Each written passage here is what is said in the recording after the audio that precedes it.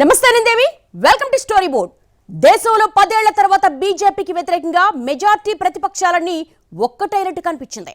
India కూటమి పేరుతో జట్టు కట్టి 3 సమావేశాలు కూడా నిర్వహించారు. సార్వత్రిక ఎన్నికల్లో ఉమ్మడిగా మోడీని గద్దె దింపుతామని ఆశాభావం కూడా వ్యక్తం చేశాయి విపక్షాలు. కానీ తొలి పరీక్షలోనే గండం తప్పేలా లేదు. 5 రాష్ట్రాల ఎన్నికల తరుణంలో ఇండియా కూటమిలో ఐక్యత ఉందా? కాంగ్రెస్ ముందరి కాళ్లకు మిత్రపక్షాలే బంధాలేస్తున్నాయా? బీజేపీని గద్దె దింపడమే లక్ష్యంగా ఏర్పడ్డ ఇండియా కూటమిలో లుకలుకలు బయటపడుతున్నాయి. పార్లమెంట్, అసెంబ్లీ ఎన్నికల్లో ఉమ్మడి అభ్యర్థుల్ని బరిలోకి దింపాలని భావించిన పార్టీలు ఎవరికి వారి అభ్యర్థుల్ని ప్రకటించుకుంటున్నారు. కష్టపడి ఏర్పాటు చేసిన ఇండియా కూటమి మూన్నాళ్ల ముచ్చటవుతోందా అన్న అనుమానాలు వస్తున్నాయి. దేశంలో 10 ఏళ్లుగా బీజేపీ సర్కార్ కొనసాగుతోంది. ఇక్కడ మోడీ చరిష్మా కంటే విపక్షాల అనైక్యతే బీజేపీకి కలిసొస్తుందనే వాదన వినిపించింది. 2019 ఎన్నికల సమయంలోనూ విపక్షాల ఐక్యత కోసం ప్రయత్నాలు జరిగినా అవి ఫలించలేదు. 2024 ఎన్నికలకు మాత్రం ఉమ్మడిగా వెళ్లాలని ఫిక్స్ అయిన విపక్షాలు ఎన్నికలకు చాలా రోజుల ముందే ఇండియా పేరుతో కూటమిగా ఏర్పడ్డాయి. ఇండియా కూటమి ఏర్పాటు తర్వాత బీజేపీ కూడా కాస్త ఆత్మరక్షణలో పడ్డట్టుగా కనిపించింది. 10 ఏళ్లలో తొలిసారి విపక్ష శిబిరంలో గెలుపు ఆశలు చిగురించాయి. ఇదే తరుణంలో దేశం పేరును ఇండియా బదులుగా భారత్గా పేర్కొంటూ G20 ఆహ్వాన లేఖలో రాష్ట్రపతి పేర్కొనడం విపక్షాలకు అందొచ్చిన అవకాశంలా మారింది. ప్రతిపక్ష కూటమి ఇండియా కూటమి కాబట్టి దేశం పేరు మారుస్తారా అంటూ ప్రతిపక్షాలు విరుచుకుపడ్డాయి. సర్కార్ ఆత్మరక్షణలో పడిందని మండిపడ్డాయి. కానీ ఇదంతా మూన్నాళ్ల ముచ్చటేనా అనే అనుమానాలు వస్తున్నాయి. ఎందుకంటే బీజేపీ ఓటమి లక్ష్యంగా ఏర్పాటైన కూటమిలో లుకలుకలు బయటపడుతున్నాయి. సార్వత్రిక ఎన్నికల్లో బీజేపీ అభ్యర్థి వర్సెస్ ఉమ్మడి విపక్ష అభ్యర్థి వ్యూహంతో రంగంలోకి దిగాలని అనుకున్నారు. కానీ 5 రాష్ట్రాల ఎన్నికల తరుణంలో ఆ వ్యవహారంలోని డొల్లతనం బయటపడుతోంది. మధ్యప్రదేశ్లో కాంగ్రెస్ ని వ్యతిరేకించి ఎస్పీ బరిలో నిలవడం, మధ్యప్రదేశ్ సహా 3 రాష్ట్రాల్లో ఆప్ అభ్యర్థుల ప్రకటన, తెలంగాణలో వామపక్షాలతో పొత్తు సందిగ్ధత వంటి పరిణామాలు సందేహాలకు తావిస్తున్నాయి. ఇక్కడే సీట్ల సర్దుబాటు కుదర్నప్పుడు పార్లమెంట్ ఎన్నికల్లో జరుగుతుందా, అసలు కూటమి కడదాకా ఏకతాటిపై ఉంటుందా అనే అనుమానాలు మొదలయ్యాయి. ఇండియా కూటమి ఏర్పడ్డాక వస్తున్న తొలి రాజకీయ సవాల్ ఏంటంటే, ఇండియా కూటమి 2024 లోక్సభ ఎన్నికల కోసమా లేదా రాష్ట్రాల అసెంబ్లీ ఎన్నికలు ఈలోగా జరిగితే అందులో కూడా అండర్స్టాండింగ్ ఉంటుందా? ఈ ఫండమెంటల్ క్వశ్చన్ పైన కాంగ్రెస్ పార్టీకి ఇండియా కూటమిలోని ఇతర భాగస్వామ్య పక్షాలకు మధ్య స్పష్టమైన విభేదాలు కనబడుతున్నాయి. 2024 లోక్సభ ఎన్నికల్లో బీజేపీని, ప్రధాని నరేంద్ర మోడీని ఎదుర్కొనేందుకు కాంగ్రెస్తో పాటు టీఎంసీ, ఆర్జేడీ, శివసేన, జేడీయూ, ఆప్, సమాజ్వాదీ పార్టీలు ఇండియా పేరుతో కూటమిని కట్టాయి. అయితే ఇప్పటికే ఈ కూటమికి సంబంధించి 3 సమావేశాలు జరిగాయి. సీట్ల సర్దుబాటుపై కసరత్తు జరుగుతోంది. ఇదిలా ఉంటే సమాజ్వాదీ పార్టీ చీఫ్, యూపీ మాజీ ముఖ్యమంత్రి అఖిలేష్ యాదవ్ మాత్రం కూటమి తీరుపై ఆగ్రహంతో ఉన్నారు. ముఖ్యంగా కాంగ్రెస్ పార్టీని విమర్శిస్తున్నారు. ఇండియా కూటమిలో అంతా సరిగ్గా లేదని అంటున్నారు. మధ్యప్రదేశ్ ఎన్నికల్లో సమాజ్వాదీ పార్టీకి 6 సీట్లిస్తామని ప్రకటించిన కాంగ్రెస్ ఆ మేరకు హామీని నిలబెట్టుకోలేదని అఖిలేష్ ఆగ్రహాన్ని వ్యక్తం చేస్తున్నారు. ఈ పరిణామంతో ఎస్పీ, కాంగ్రెస్ మధ్య విభేదాలు ఎక్కువయ్యాయి. మధ్యప్రదేశ్ ఎన్నికల అభ్యర్థుల లిస్టును కాంగ్రెస్ ప్రకటించిన తర్వాత ఇతర పార్టీలను కాంగ్రెస్ ఫూల్ చేస్తోందని అఖిలేష్ యాదవ్ ఆరోపించారు. రాష్ట్రంలో పొత్తు లేదని తెలిస్తే మేం కాంగ్రెస్ వాళ్లతో కలిసేవాళ్లం కాదని ఆయన అన్నారు. అయితే ఈ వ్యాఖ్యలపై మధ్యప్రదేశ్ కాంగ్రెస్ చీఫ్ కమల్నాథ్ మాట్లాడుతూ అఖిలేష్ యాదవ్ ఈ వివాదాన్ని వదిలేయాలని కోరారు. ఇండియా కూటమి కేంద్ర స్థాయిలో ఉందని అన్నారు. కాంగ్రెస్ ఎస్పీకి ద్రోహం చేయదని, పొత్తు కావాలా వద్దా అనేది స్పష్టం చేయాలని కోరింది. గతంలో కులగణన లెక్కలు చెప్పని ఇదే కాంగ్రెస్ పార్టీ ఇప్పుడు కులగణనపై మాట్లాడడం విడ్డూరంగా ఉందని అఖిలేష్ యాదవ్ అన్నారు. మధ్యప్రదేశ్ అసెంబ్లీ ఎన్నికల్లో పోటీ చేసే అభ్యర్థుల జాబితాను విడుదల చేసింది సమాజ్వాదీ పార్టీ. ముంబై సమావేశంలోనే విపక్ష కూటమి ఇండియా సాధ్యమైనంత వరకు కలిసి పోటీ చేయాలని తీర్మానం చేసింది. కూటమిలో పార్టీల మధ్య అసెంబ్లీ, పార్లమెంటు సీట్ల పంపకాల అంశంపై 14 మంది సభ్యులతో కూడిన సమన్వయ కమిటీ ఏర్పాటు చేసింది. వచ్చే ఎన్నికల నాటికి ఉమ్మడి పోరుకు చేయాల్సిన సన్నద్ధతపై ఈ భేటీలో సమాలోచనలు జరిపారు. బీజేపీని గద్దెదించడమే ఇండియా కూటమి లక్ష్యమని విపక్ష నేతలు స్పష్టం చేశారు. అయితే తాజాగా జరుగుతున్న 5 రాష్ట్రాల ఎన్నికలు ఇండియా కూటమి పార్టీల మధ్య చిచ్చు రాజేసినట్లుగా కనిపిస్తోంది. ఎవరికి వారు యమునా తీరే అన్నట్లుగా విడివిడిగా తమ అభ్యర్థులను ప్రకటించుకుంటున్నాయి. ఈ క్రమంలోనే సమాజ్వాదీ పార్టీ మరో జాబితాను విడుదల చేసింది. మధ్యప్రదేశ్ అసెంబ్లీ ఎన్నికల కోసం 35 మంది అభ్యర్థుల పేర్లను ప్రకటించింది. దీంతో ఇండియా కూటమి నిర్వహించ తలబెట్టిన భోపాల్ ర్యాలీ రద్దయింది. ర్యాలీని రద్దు చేసుకుంటున్నట్టు కాంగ్రెస్ సీనియర్ నేత, మధ్యప్రదేశ్ మాజీ సీఎం కమల్నాథ్ ప్రకటించారు. మధ్యప్రదేశ్లో కాంగ్రెస్కు గెలుపవకాశాలున్నాయని హస్తం పార్టీ భావిస్తున్న తరుణంలో ఇండియా కూటమి పార్టీల ఇంటిపోరు ప్రతికూల ఫలితాలిస్తుందా, ఇది అంతిమంగా బీజేపీకి మేలు చేస్తుందా అనే సందేహాలు వస్తున్నాయి. కూటమి అంతిమ లక్ష్యం బీజేపీ ఓటమి కావాలి అని. కానీ ఒకరిపై ఒకరు కాలు దువ్వితే చివరికి ప్రత్యర్థికే మేలు జరుగుతుందని కాంగ్రెస్ నేతలు మొత్తుకుంటున్నారు. కానీ కూటమిలో కొన్ని పార్టీలు పంతాలు పట్టింపులకు పోయి కూటమి ప్రయోజనాల కంటే సొంత ప్రయోజనాలు చూసుకోవడం పుట్టిముంచేలా కనిపిస్తోంది. పశ్చిమ బెంగాల్లో కాంగ్రెస్ వామపక్షాలతో ఉందా, తృణమూల్తో ఉందా అన్నది తెలియని గందరగోళ పరిస్థితి నెలకొంది. అధికార తృణమూల్ బీజేపీ రెండిటితోనూ తలపడతామని సిపిఎం ఇటీవలే ప్రకటించింది. బెంగళూరు మీటింగ్ తర్వాత రాహుల్ గాంధీ, మమతా బెనర్జీ మధ్య మైత్రి పెరగడం వామపక్షాల్లో పలు అనుమానాల్ని రేకెత్తించాయి. అలాగే ఢిల్లీ, పంజాబ్ రాష్ట్రాల్లో బలంగా ఉన్న ఆప్తో జతకట్టడానికి కాంగ్రెస్ సుముఖంగా లేదు. కాంగ్రెస్తో ఆప్ చేతులు కలపడానికి పంజాబ్ సీఎం భగవంత్ మాన్ ఇష్టపడడం లేదు. కాంగ్రెస్ మద్దతు లేకుండా అన్ని లోక్సభ స్థానాల్లో ఆప్ విజయం సాధిస్తుందన్నారు. కేరళలో వామపక్షాల నేతృత్వంలోని ఎల్డీఎఫ్, కాంగ్రెస్ నేతృత్వంలోని యూడీఎఫ్ రాజకీయ ప్రత్యర్థులుగా ఉన్నాయి. బెంగాల్లో సిపిఎంతో కలిసి పోటీ చేసేది లేదని తృణమూల్ కాంగ్రెస్ ఖరాఖండిగా చెప్తోంది. సిపిఎం కావాలో తాము కావాలో తేల్చి చెప్పాలని కాంగ్రెస్కు అల్టిమేటం జారీ చేసింది. బెంగాల్ కాంగ్రెస్ నాయకుల తీరు తృణమూల్ను తీవ్రంగా నిరాశపరుస్తుందన్నది ఆ పార్టీ సీనియర్ నాయకులు విమర్శిస్తున్నారు. సీఎం మమతా బెనర్జీ మేనల్లుడు ఎంపీ అభిషేక్ బెనర్జీని బెంగాల్ కాంగ్రెస్ టార్గెట్ చేయడాన్ని తృణమూల్ నేతలు తప్పుబడుతున్నారు. ఈడీ దాడుల్ని ఎదుర్కొంటున్న అభిషేక్ బెనర్జీపై సిపిఎం అనేక ఆరోపణలు చేయగా బెంగాల్ కాంగ్రెస్ కూడా వారికి తోడైందని తృణమూల్ ఆగ్రహంతోంది. దీంతో సార్వత్రిక ఎన్నికలకు సంబంధించిన సీట్ల పంపకాలపై కాంగ్రెస్ ఇప్పుడే స్పష్టత ఇవ్వాలని తృణమూల్ నిర్ణయించుకుంది. ఛత్తీస్గఢ్లో కేజ్రీవాల్, కాంగ్రెస్ మధ్య మాటల యుద్ధం మొదలైంది. ఛత్తీస్గఢ్లో ప్రభుత్వ స్కూల్స్ అధ్వానంగా ఉన్నాయి. ఢిల్లీలో స్కూల్స్ ఎలా ఉన్నాయో తెలుసుకోండి, మీ బంధువులను అడగండి అంటూ ఛత్తీస్గఢ్లో కాంగ్రెస్ పాలనపై పెద్ద ఎత్తున విమర్శలు చేశారు కేజ్రీవాల్. దీనిపై కాంగ్రెస్ మండిపడింది. రాయ్పూర్కొచ్చి కేజ్రీవాల్ మా ప్రభుత్వాన్ని విమర్శిస్తారా, ఢిల్లీ పాలనపై చర్చకు సిద్ధమా అంటూ కాంగ్రెస్ నేతలు ఆప్కి సవాల్ చేశారు. ఇక ఉమ్మడిగా బీజేపీపై కదం తొక్కాల్సింది పోయి అసలు యుద్ధం మొదలు కాకముందే ఇలా అంతర్గత విభేదాలతో సతమతం కావడం అసలు లక్ష్యాన్ని నీరుగారుస్తుందనే అభిప్రాయం వ్యక్తమవుతోంది. ఇండియా కూటమి పార్టీలు ఇప్పటికైనా అసలు లక్ష్యాన్ని గుర్తు తెచ్చుకొని చిన్న చిన్న విషయాలపై పంతాలు మానుకోవాలని అవసరం చాలా ఉందంటున్నారు విశ్లేషకులు. మధ్యప్రదేశ్ అసెంబ్లీ ఎన్నికల్లో కాంగ్రెస్కి ఇండియా కూటమిలోని మిత్రపక్షాల నుంచి తీవ్రమైన సవాళ్లు ఎదురవుతున్నాయి. ఇక్కడ ఎస్పీ, ఆప్, జేడీయూలు 92 చోట్ల పోటీ చేస్తుండగా వీటిలో కాంగ్రెస్ గత ఎన్నికల్లో స్వల్ప మెజార్టీతో గెలిచిన, ఓడిన సీట్లు అనేకమున్నాయి.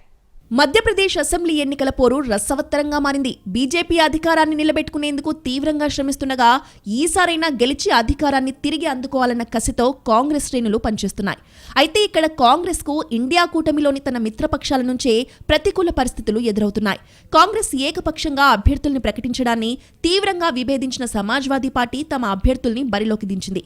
జాతీయ స్థాయిలో బీజేపీని ఓడించడమే లక్ష్యంగా ఏర్పాటైన ఇండియా కూటమిలోని కీలక పార్టీలైన ఎస్పీతో పాటు ఆప్, జేడీయూ సైతం ఇక్కడ అభ్యర్థుల్ని పోటీలో నిలపడంతో కాంగ్రెస్ విజయావకాశాలకు గండి కొట్టే ముప్పు కనపడుతోంది.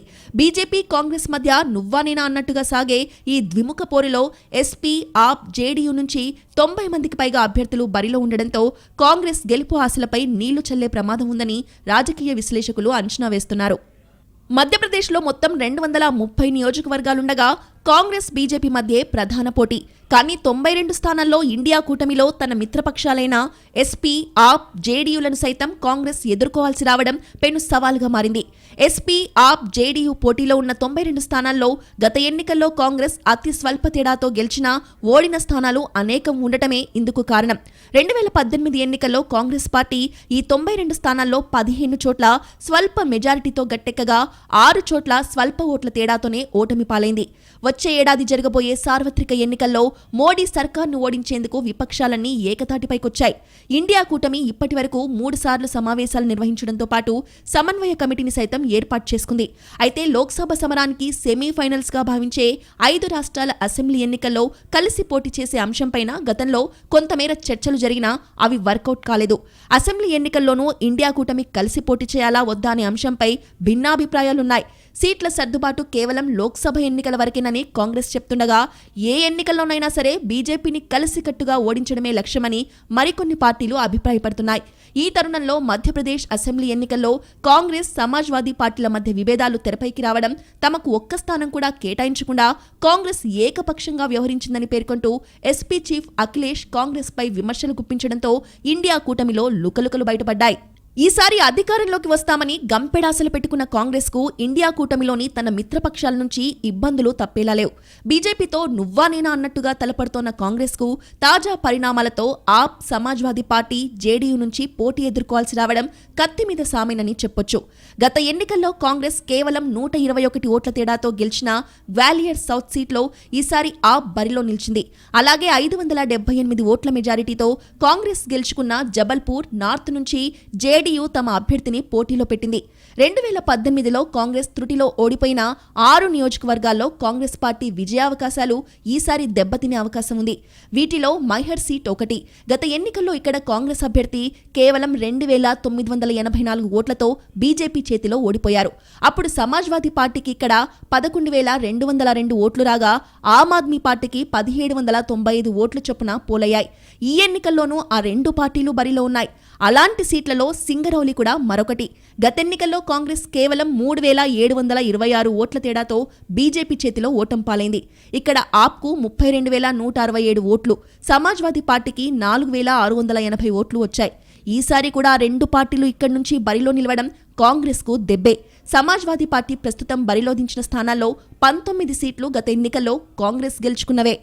మధ్యప్రదేశ్ అసెంబ్లీ ఎన్నికలకు ఇప్పటి వరకు ఆప్తో పాటు సమాజ్వాదీ పార్టీ, జేడీయూ అభ్యర్థుల్ని బరిలో దించుతున్నట్లు ప్రకటించాయి. గత ఎన్నికల్లో సమాజ్వాదీ పార్టీ 52 చోట్ల పోటీ చేయగా 1 చోట గెలిచింది. అలాగే ఆప్ 208 నియోజకవర్గాల్లో పోటీ చేయగా అభ్యర్థులంతా డిపాజిట్లు కోల్పోయారు. గతంలో ఆప్కు 0.66% ఓట్లు రాగా జేడీయూ అప్పుడు బరిలో లేదు. తాజా పరిణామాల తరుణంలో ఒకవైపు బీజేపీతో నువ్వా నేనా అన్నట్లుగా తలపడుతున్న కాంగ్రెస్ ఇటు ఇండియా కూటమిలో మిత్రపక్షాల నుంచి అటు బీజేపీ, బీఎస్పీ నుంచి ఎదురయ్యే సవాళ్లను తట్టుకొని ఎలా నిలవగలుగుతుందో చూడాలి. 2024 సార్వత్రిక ఎన్నికల కోసం ఇండియా కూటమి పేరుతో జట్టు కట్టిన కాంగ్రెస్ సహా ఇతర విపక్ష పార్టీలు అసెంబ్లీ ఎన్నికల్లో మాత్రం తమలో తాము కత్తులు దూసుకుంటున్నాయి. మధ్యప్రదేశ్లో బీజేపీ, కాంగ్రెస్ మధ్య ప్రధానంగా పోరుండగా 90కి పైగా స్థానాల్లో సమాజ్వాదీ, ఆప్ వంటి పార్టీలు పోటీ చేస్తుండడం హస్తం పార్టీకి తలనొప్పిగా మారింది. మధ్యప్రదేశ్ అసెంబ్లీలో 230 స్థానాలుండగా సాధారణ మెజార్టీకి 116 స్థానాలు అవసరం. 2018 అసెంబ్లీ ఎన్నికల్లో మధ్యప్రదేశ్లో ఒక చోట నెగ్గిన సమాజ్వాదీ పార్టీ 5 స్థానాల్లో 2వ స్థానంలో నిలిచింది. మిత్రపక్షం జీజీపీతో కలిసి 1.3% ఓట్లు సాధించింది. ఈసారి కాంగ్రెస్ తమకు కనీసం 6 స్థానాలు కేటాయిస్తుందని ఎస్పీ ఆశించింది. అందుకు కాంగ్రెస్ నిరాకరించడం వల్ల సమాజ్వాదీ పార్టీ ఒంటరి పోరుకు దిగింది. ఉత్తరప్రదేశ్లో కూడా కాంగ్రెస్తో తాము ఇలానే వ్యవహరిస్తామని ఇప్పటికే సమాజ్వాదీ పార్టీ అధినేత అఖిలేష్ యాదవ్ తేల్చి చెప్పారు. మరోవైపు మధ్యప్రదేశ్ ఎన్నికల్లో ఈసారి ఎలాగైనా ఖాతా తెరవాలని ఆమ్ ఆద్మీ పార్టీ కూడా కృతనిశ్చయంతో ఉంది. గతెన్నికల్లో ఆప్ 208 నియోజకవర్గాల్లో పోటీ చేయగా అభ్యర్థులంతా డిపాజిట్లు కోల్పోయారు.